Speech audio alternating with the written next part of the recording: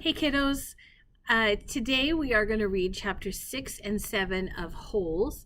Chapter 6 is really short. Chapter 7 is the longest one we've had yet from Louis Secker, and there's a reason for that, which we'll talk about when we get there. If you have the book, go grab it. It's great to follow along and learn to read as I'm reading. If you don't, you just listen. But remember, if you want one, let me know. I will get one to your folks, okay? Chapter 6, Holes. Stanley took a shower, if you could call it that, ate dinner, if you could call it that, and went to bed, if you could call his smelly and scratchy cot a bed. Because of the scarcity of water, each camper was only allowed a 4-minute shower. It took Stanley nearly that long to get used to the cold water. There was no knob for hot water. He kept stepping into, then jumping back from the spray until the water shut off automatically. He never managed to use his bar of soap, which was just as well, because he wouldn't have had time to rinse off the suds. Dinner was some kind of stewed meat and vegetables. The meat was brown and the vegetables had once been green. Everything tasted pretty much the same. He ate it all and used his slice of white bread to mop up the juice. Stanley had never been one to leave food on his plate, no matter how it tasted. "What'd you do?" one of the campers asked him. At first Stanley didn't know what he meant. "Well, they sent you here for a reason." "Oh," he realized, "I stole a pair of sneakers." The other boys thought that was funny. Stanley wasn't sure why. Maybe because their crimes were a lot worse than stealing shoes? "From a store? Or were they on someone's feet?" asked Squid. Neither," Stanley answered. "They belonged to Clyde Livingston." Nobody believed him. "Sweet feet?" said X-Ray. "Yeah, right." "No way," said Squid. Now, as Stanley lay on his cot, he thought it was kind of funny in a way. Nobody had believed him when he said he was innocent. Now, when he said he stole them, nobody believed him either. Clyde Sweet Feet Livingston was a famous baseball player. He led the American League in stolen bases over the last 3 years. He was also the only player in history to ever hit 4 triples in one game. Stanley had a poster of him hanging on the wall of his bedroom. He used to have the poster anyway. He didn't know where it was now. It had been taken by the police and was used as evidence of his guilt in the courtroom. Clyde Livingston also came to court. In spite of everything, when Stanley found out that Sweet Feet was going to be there, he was actually excited about the prospect of meeting his hero. Clyde Livingston testified that they were his sneakers and that he had donated them to help raise money for the homeless shelter. He said he couldn't imagine what kind of horrible person would steal from homeless children. That was the worst part for Stanley. His hero thought he was a no-good, dirty, rotten thief. As Stanley tried to turn over on his cot, he was afraid it was going to collapse under all his weight. He barely fit in it. When he finally managed to roll over on his stomach, the smell was so bad that he had to turn over again and try sleeping on his back. The cot smelled like sour milk. Though it was night, the air was still very warm. Armpit was snoring 2 cots away. Back at school, a bully named Derek Dunn used to torment Stanley. The teachers never took Stanley's complaints seriously because Derek was so much smaller than Stanley. Some teachers even seemed to find it amusing that a little kid like Derek could pick on someone as big as Stanley. Excuse me. On the day Stanley was arrested, Derek had taken Stanley's notebook and after a long game of come and get it, finally dropped it in the toilet in the boys' restroom. By the time Stanley retrieved it, he had missed the bus and had to walk home. It was while he was walking home carrying his wet notebook, with the prospect of having to copy the ruined pages, that the sneakers fell from the sky. "I was walking home and the sneakers fell from the sky," he had told the judge. "One hit me on the head. It had hurt, too." Didn't exactly fallen from the sky. He had just walked out from under a freeway overpass when the shoe hit him on the head. Stanley took it as some kind of sign. His father had been trying to figure out a way to recycle old sneakers, and suddenly a pair of sneakers fell on top of him, seemingly out of nowhere, like a gift from God. Naturally, he had no way of knowing they belonged to Clyde Livingston. In fact, the shoes were anything but sweet. Whoever had worn them had had a bad case of foot odor. Ooh. Stanley couldn't help but think that there was something special about the shoes, that they would somehow provide the key to his father's invention. It was too much of a coincidence to be a mere accident. Stanley had felt like he was holding Destiny's shoes. He ran. Thinking back now, he wasn't sure why he ran. Maybe he was in a hurry to bring the shoes to his father, or maybe he was trying to run away from his miserable and humiliating day at school. A patrol car pulled alongside him. A policeman asked him why he was running. Then he took the shoes and made a call on his radio. Shortly thereafter, Stanley was arrested. It turned out the sneakers had been stolen from a display at the homeless shelter. That evening, rich people were going to come to the shelter and pay $100 to eat the food that the poor people ate every day for free. Clyde Livingston, who had once lived at the shelter when he was younger, was going to speak and sign autographs. His shoes would be auctioned, and it was expected that they would sell for over $5,000. All the money would go to help the homeless. Because of the baseball schedule, Stanley's trial was delayed several months. His parents couldn't afford a lawyer. "You don't need a lawyer," his mother had said. "Just tell the truth." Stanley told the truth, but perhaps it would have been better if he had lied a little. He could have said he found the shoes in the street. No one believed they fell from the sky. It wasn't destiny, he realized. It was his no-good, dirty, rotten, pig-stealing great-great-grandfather. The judge called Stanley's crime despicable. The shoes were valued at over $5,000. It was money that would provide food and shelter for the homeless. And you stole that from them just so you could have a souvenir. The judge said that there was an opening at Camp Green Lake, and he suggested that the discipline of the camp might improve Stanley's character. It was either that or jail. Stanley's parents asked if they could have some time to find out more about Camp Green Lake, but the judge advised them to make a quick decision. Vacancies don't last long at Camp Green Lake. That's the end of chapter 6. Surprising, the whole story about the sneakers, right? As we read the next chapter, be thinking about if Stanley is a reliable person or an unreliable person. Can we believe him when he says he's innocent? Or do you think he might be not telling the truth? Now we're going to read chapter 7. In chapter 7, Louis Sachar, our author, is going to flash from Stanley, and he's going to flash back to Stanley's no good, dirty, rotten, pig-stealing great-grandfather. And then he's going to flash forward to Stanley and flash back and flash forward. We're going to go back and forth between the two stories, and you're going to get more information about Stanley's first day at Camp Green Lake, but also about his family history. It's going to be important, and it's incredibly interesting story. So, listen up. Chapter 7. The shovel felt heavy in Stanley's soft, fleshy hands. He tried to jam it into the earth, but the blade banged against the ground and bounced off without making a dent. The vibrations ran up the shaft of the shovel and into Stanley's wrists, making his bones rattle. It was still dark. The only light came from the moon and the stars. More stars than Stanley had ever seen before. It seemed he had only just gotten to sleep when Mr. Pendanski came in and woke everyone up.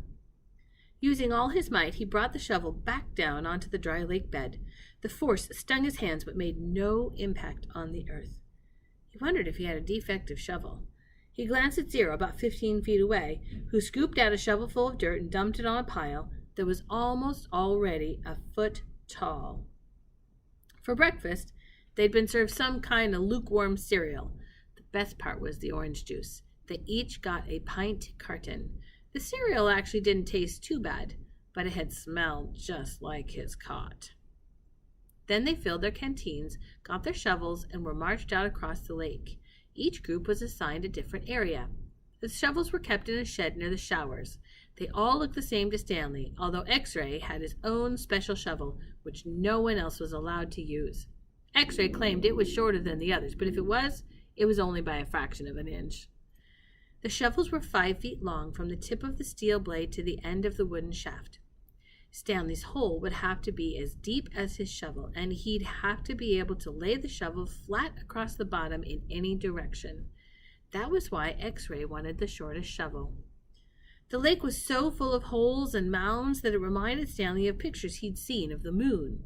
If you find anything interesting or unusual, Mr. Pendanski had told him, you should report it either to me or Mr. Sir when we come around with the water truck. If the warden likes what you found, you'll get the rest of the day off. What are you supposed to be looking for? Stanley asked him. Oh, you're not looking for anything. You're digging to build character. It's just if you find anything, the warden would like to know about it. He glanced helplessly at his shovel. It wasn't defective. He was defective. He noticed a thin crack in the ground. He placed the point of his shovel on top of it, then jumped on the back of the blade with both feet. The shovel sank a few inches into the packed earth. He smiled. For once in his life, it paid to be overweight. He leaned on the shaft and pried up his first shovelful of dirt, then dumped it off to the side. Only 10 million more to go, he thought, then placed the shovel back in the crack and jumped on it again. He unearthed several shovelfuls of dirt in this manner before it occurred to him that he was dumping his dirt within the perimeter of his hole. He laid his shovel flat on the ground and marked where the edges of his hole would be. 5 feet was awfully wide. He moved the dirt he'd already dug up out past his mark. He took a drink from his canteen. 5 feet would be awfully deep, too. The digging got easier after a while. The ground was hardest at the surface, where the sun had baked a crust about 8 inches deep. Beneath that, the earth was looser. But by the time Stanley broke past the crust, a blister had formed in the middle of his right thumb, and it hurt to hold the shovel.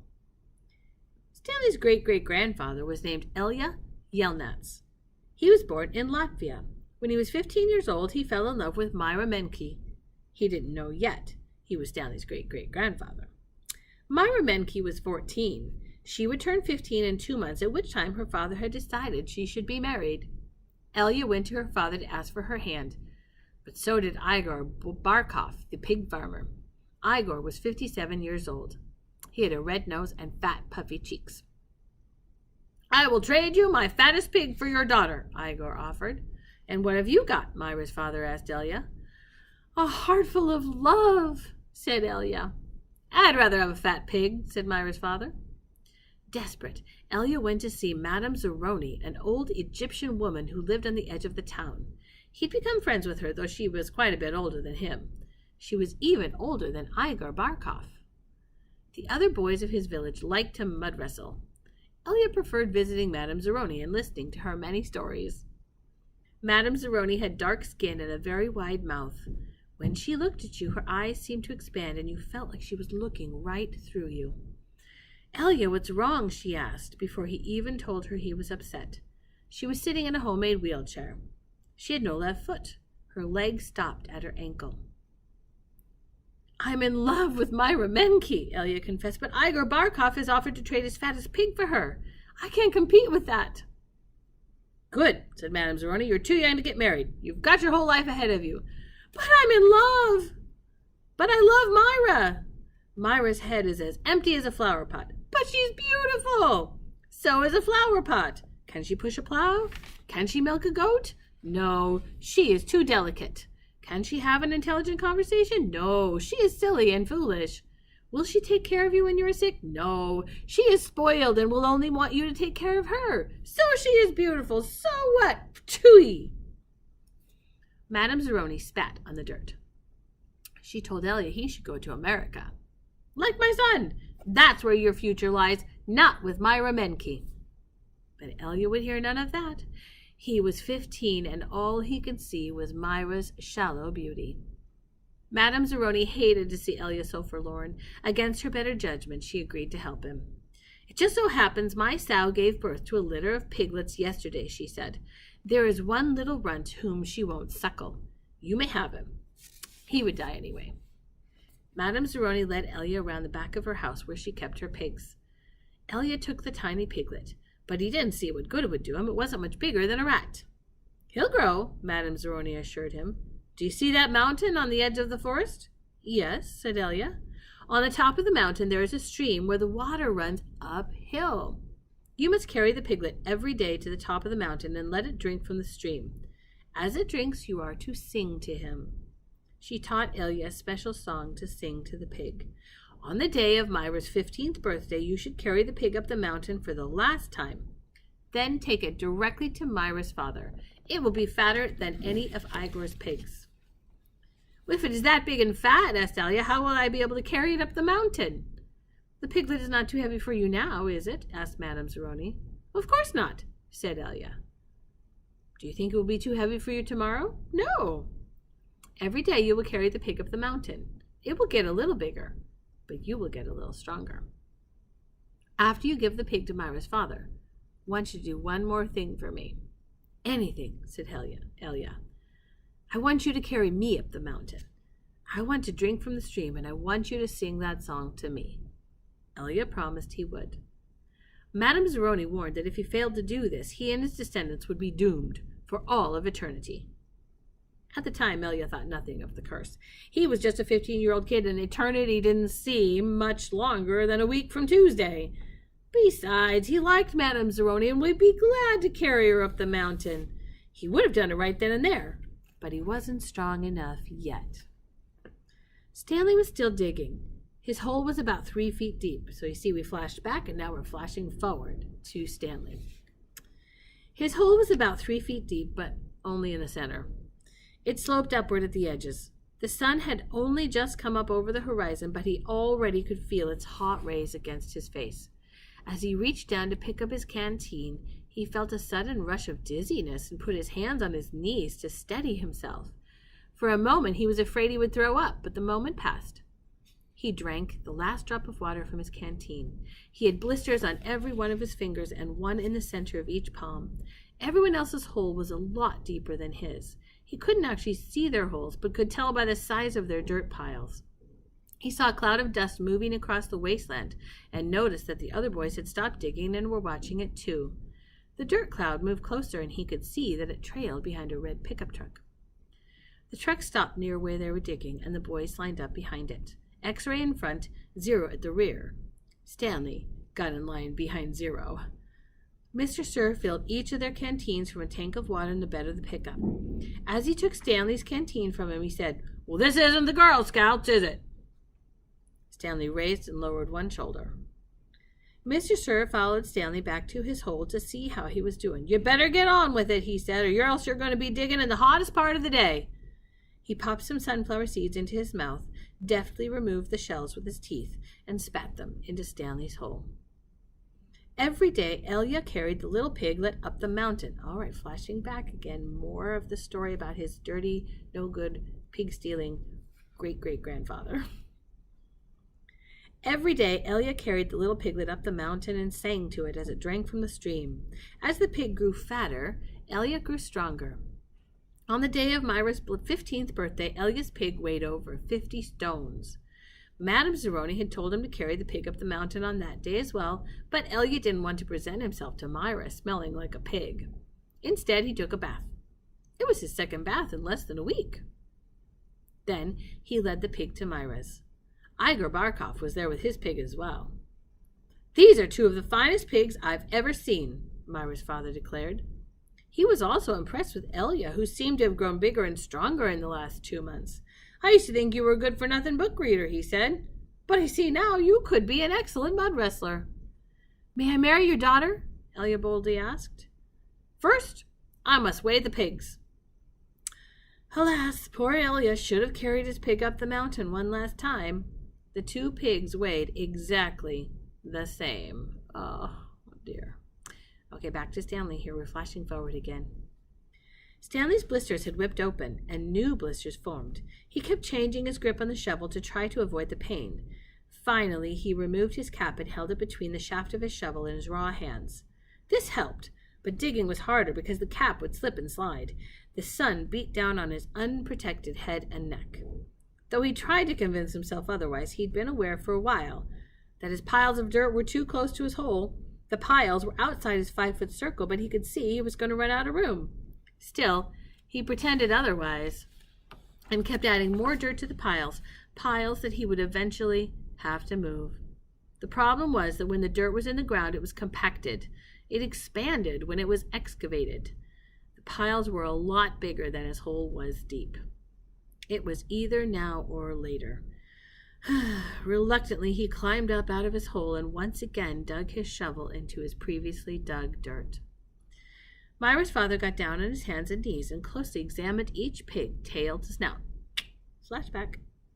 "Those are two of the finest pigs I've ever seen," he said at last. "How am I to decide? I only have one daughter." "Why not let Myra decide?" suggested Elia. "Oh, that's preposterous!" exclaimed Igor, expelling saliva as he spoke. "Myra's just an empty-headed girl," said her father. "How can she possibly decide when I, her father, cannot?" "She knows how she feels in her heart," said Elia.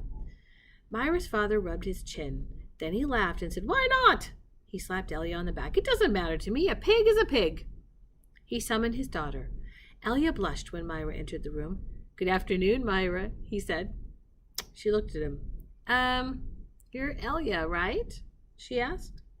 "Myra," said her father, "Elia and Igor have each offered a pig for your hand in marriage. It doesn't matter to me. A pig is a pig. So I will let you make the choice. Whom do you wish to marry?" Myra looked confused. "You want me to decide?" "That's right, my blossom," said her father. "Gee, I don't know," said Myra. "Which pig weighs more?" "Well, they both weigh the same," said her father. "Golly," said Myra, "I guess I'd choose Elia." "Well, no, Igor." No, Elia. No, Igor. Oh, I know. I'll think of a number between 1 and 10. I'll marry whoever guesses the closest number. Okay, I'm ready." 10, guessed Igor. Elia said nothing. "Elia," said Myra, "which number do you guess?" Elia didn't pick a number. "Marry Igor," he muttered. "You can keep my pig as a wedding present." The next time the water truck came, it was driven by Mr. Pendanski, who also brought sack lunches. Oh, flash forward. Stanley sat with his back against a pile of dirt and ate. He had a bologna sandwich, potato chips, and a large chocolate chip cookie. "How you doing?" asked Magnet. "Not real good," said Stanley. "Well, the first hole's the hardest," Magnet said. Stanley took a long, deep breath. He couldn't afford to dawdle. He was way behind the others, and the sun just kept getting hotter. It wasn't even noon yet, but he didn't know if he had the strength to stand up. He thought about quitting. He wondered what they would do to him. What could they do to him? His clothes were soaked with sweat. In school, he had learned that sweating was good for you. It was nature's way of keeping you cool. So why was he so hot? Using his shovel for support, he managed to get to his feet. "Where are we supposed to go to the bathroom?" he asked Magnet. Magnet gestured with his arms to the great expanse around them. "Pick a hole, any hole," he said. Stanley staggered across the lake, almost falling over a dirt pile. Behind him, he heard Magnet say, "But first, make sure nothing's living in it." After leaving Myra's house, Elia wandered aimlessly through the town until he found himself down by the wharf. He sat on the edge of a pier and stared down into the cold, black water. He could not understand how Myra had trouble deciding between him and Igor. He thought she loved him. Even if she didn't love him, couldn't she see what a foul person Igor was? It was like Madame Zeroni had said. Her head was as empty as a flower pot. Some men were gathering on another dock, and he went to see what was going on. A sign read, "Deckhands wanted. Free passage to America." He had no sailing experience, but the ship's captain signed him aboard. The captain could see that Elia was a man of great strength. Not everybody could carry a full-grown pig up the side of a mountain. It wasn't until the ship had cleared the harbor and was heading out across the Atlantic that he suddenly remembered his promise to carry Madame Zeroni up the mountain. He felt terrible. He wasn't afraid of the curse. He thought that was a lot of nonsense. He felt bad because he knew Madame Zeroni had wanted to drink from the stream before she died. Zero was the smallest kid in Group D, but he was the first one to finish digging. "You're finished?" Stanley asked enviously. Zero said nothing. Stanley walked out to Zero's hole and watched him measure it with a shovel. The top of his hole was a perfect circle, and the sides were smooth and steep. Not one dirt clod more than necessary had been removed from the earth. Zero pulled himself up to the surface. He didn't even smile. He looked down at his perfectly dug hole, spat in it, then turned and headed back to the camp compound. "Zero's one weird dude," said Zigzag. Stanley would have laughed, but he didn't have the strength. Zigzag had to be the weirdest dude Stanley had ever seen. He had a long, skinny neck and a big round head with wild, frizzy blonde hair that stuck out in all directions. His head seemed to bob up and down on his neck like it was on a spring. Armpit was the second one to finish digging. He also spat into his hole before heading back to the camp compound. One by one, Stanley watched each of the boys spit into his hole and return to the camp compound. Stanley kept digging. His hole was almost up to his shoulders, although it was hard to tell exactly where ground level was because his dirt piles completely surrounded the hole. The deeper he got, the harder it was to raise the dirt up and out of the hole. Once again, he realized he was going to have to move the piles. His cap was stained with blood from his hands. He felt like he was digging his own grave. We're not quite done with chapter 7, but I got to go get the kiddos. So I'll finish it tomorrow. Sorry.